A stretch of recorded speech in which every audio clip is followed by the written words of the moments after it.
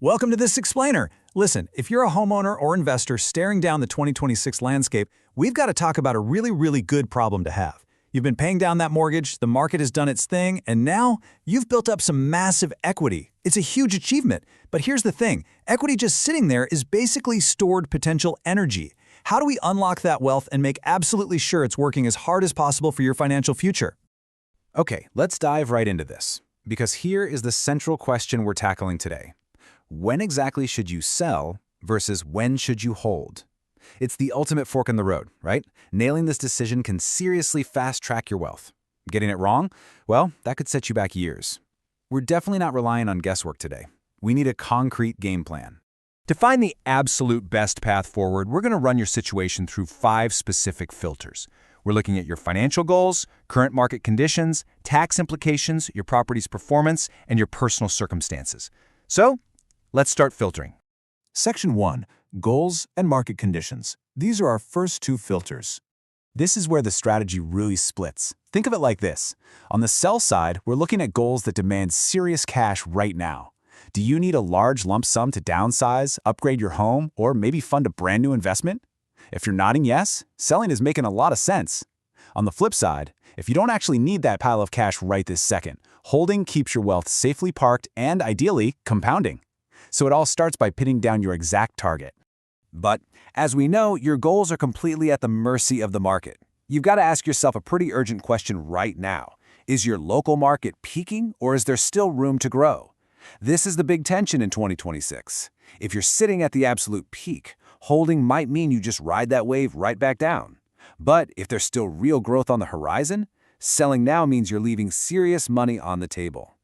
Now, what's genuinely fascinating about making this call today is that we don't have to rely on neighborhood rumors or gut feelings anymore. The source material points out that we can now use AI-powered market forecasts. We're talking about leveraging artificial intelligence to crunch massive amounts of hyperlocal data and project exactly where your specific street or neighborhood is heading.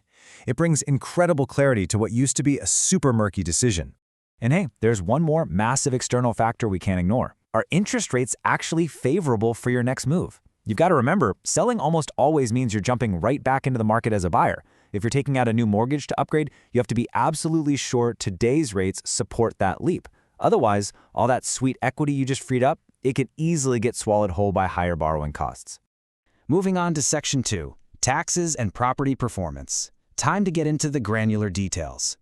All right, here's where the math gets incredibly strategic. Let's talk about the 1031 exchange. So the crucial point is this. It's a tax strategy that lets you defer capital gains if you reinvest your proceeds into another qualifying property. Normally, cashing out means taking a massive hit from the IRS. But with a 1031 exchange, if you roll those funds straight into your next property, you kick that tax bill down the road. It is literally a phenomenal lever for compounding your wealth without the friction of an immediate tax cut. I have to throw a massive caution flag on the play here, though. Consult your tax advisor. As amazing as the 1031 exchange is, it is packed with rigid timelines and strict regulatory tripwires. You absolutely need professional guidance here. Never, ever try to navigate these high-stakes tax rules on your own.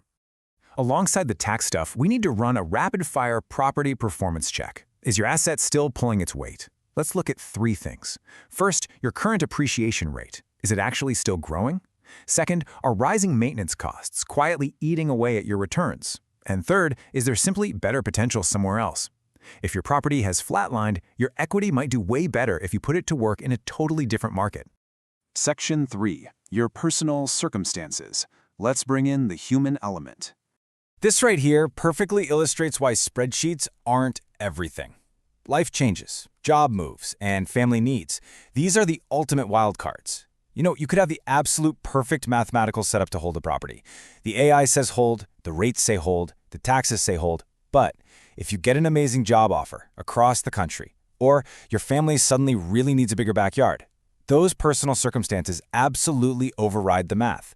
Your wealth strategy has to serve your actual real life. Section 4, the wealth-building verdict and our next steps. Here is the single most liberating truth from our source material today. There is no one-size-fits-all answer. You literally can't just copy what your neighbor is doing or blindly follow some flashy headline. Your unique blend of 2026 market conditions, your tax bracket, and your personal life, that completely dictates your path. Your blueprint is 100% unique to you. Let's move to your action plan and see how this all builds together. Step 1. Analyze your unique situation using the exact 5 filters we just went through. Step 2. Consult a trusted real estate professional to ground all that analysis in local reality. And Step 3. Make a deliberate, highly informed decision for your wealth-building journey.